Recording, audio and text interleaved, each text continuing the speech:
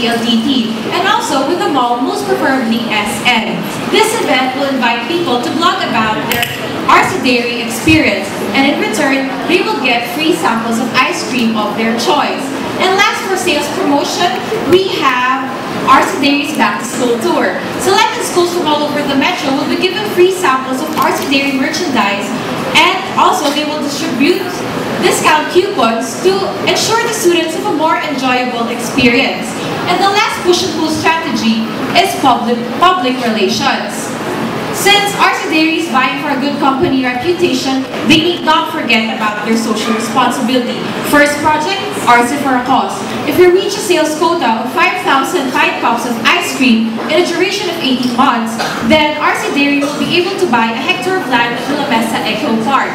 And that promotes nature awareness. And the last project is Arce Ready, Set, Go. This is a fun run organized by Arce Dairy to promote fitness and healthy lifestyle. Runners can choose a distance of 3 kilometers or 5 kilometers, and after the race, they will be given Arce Dairy freebies. Implementation of these activities will run through January of 2011 to 2015. So for a quick recap, here's our promotional calendar from 2011 to 2015.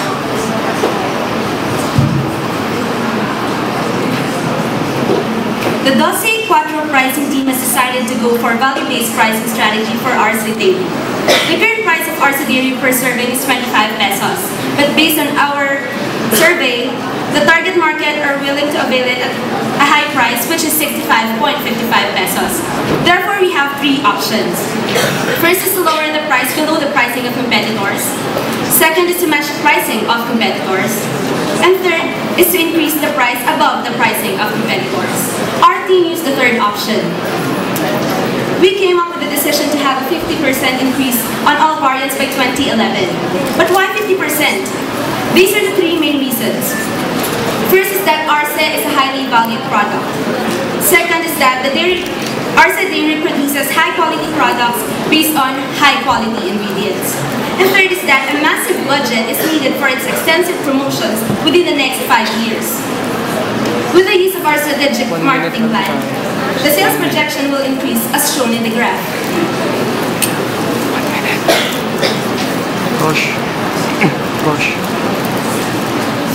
In summation, our income projection for the next 5 years will amount to 840 million, a much larger set of figures than that of what they have now. And lastly, we will conduct flash mobs when people least expect it.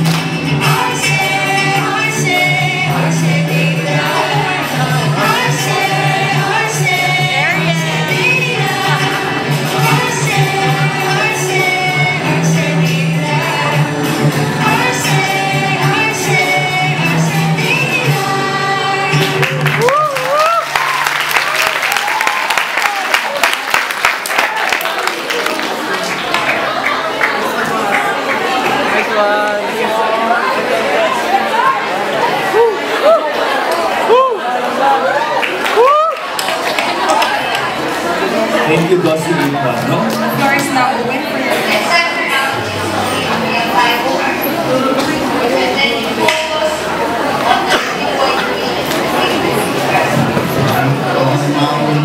Ang as trade.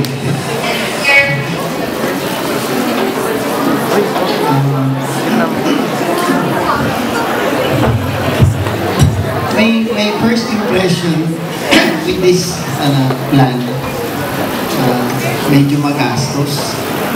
Okay, so you're going to spend a lot.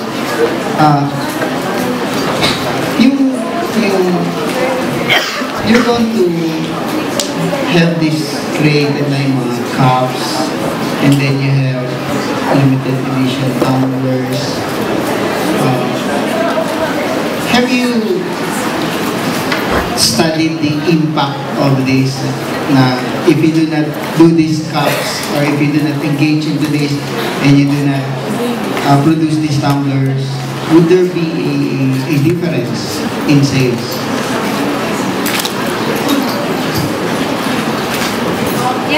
Yes, sir. Because the key issue in Orsaberry sales is low brand awareness. So we are planning to do a lot of advertisements and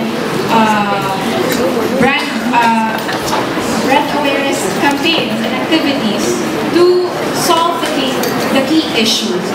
Yeah, but it's going to entail a lot of cost. Kasi remember, you're not going to produce a few tumblers. You're going to produce tumblers for a large market. You're going to produce cups for a large segment of the market. So, dapat may difference kasi yung additional expense for these cups and tumblers.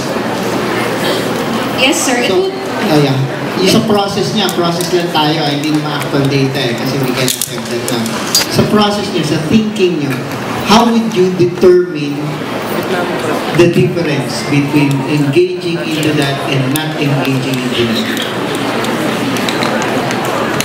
Well, sir, we plan to, at first, if we do not plan to engage in those advertisements, like there are no limited edition tumblers or planners, I think that right now, RC Dairy does not have those limited edition stuff. So, to further combat the low brand awareness that RC already has, because it has no television ads, it has minimal print ads and posters. So we plan, even though with the problem of the cost, we plan to innovate RC Dairy with the use of those tumblers to entice people to buy RC Dairy. Okay, let's move forward. You said that your target is fun-loving young adults, di ba? Which is hard to determine, di ba? Kasi, ibig sabihin, hindi yung target yung hindi fun-loving young adults. So, yung mga KJ, di ba? Or yung mga loners, yung mga wallflowers. So, hindi na kakain ng ice cream yan, di ba? So, how would you... Kasi for example, medyo nalilito ako. Gagastos kayo ng 453,600 sa Manila Bulletin. Eh, parang hindi yata binabasa ng fun-loving young adults ang bulletin. Sa tabloid pa siguro or baka Daily Inquirer, yes. Pero sa Daily Inquirer na 57,000 lang. Sir, our target market are fun-loving young adults, right? The young adults we are considering here are the teens from 15 to 35 years old. Now, yes, the newspapers of today. Teenagers usually read the newspapers. Manila Bulletin is read in the internet. There is Manila Bulletin that can now be subscribed in the internet, and these teenagers. Dinadalaw ba nila yung side na? I don't think so. Mas maganda yung sa siguro yung mga teen magazines, yung mga whatever magazine there are. Sir, with RC having high perception value, although we are targeting the interest of the young, fun-loving adults, we are actually talking to the children, but we are asking the people with the buying power. That is why it is 15 to 35. Because, for example, sir, okay, you have the you have teens, 15 years old to 35. With the price of the Arsaderi Deluxe, for example, you have 875 pesos for a certain size. For example, will a 15-year-old teen really buy that? He would not, or she would not, but he will or she will gain interest with the product. I think yung naunang group tsaka kayo, you have this mistaken notion that appealing to the parents will lead down to having the children buying it. Huwag niyo muna isipin yun kasi yung buying power is napaka-variable na. May mga baon ng bata, they can convince their parents of what they want. So if they don't read it, they're not aware of it, and their parents, uy, masarap to, nabasa ko to sa Manila Bulletin. Ha? Ay, hindi yan eh. So they're not gonna take it. Di ba? Parang, it is the child who will tell the parent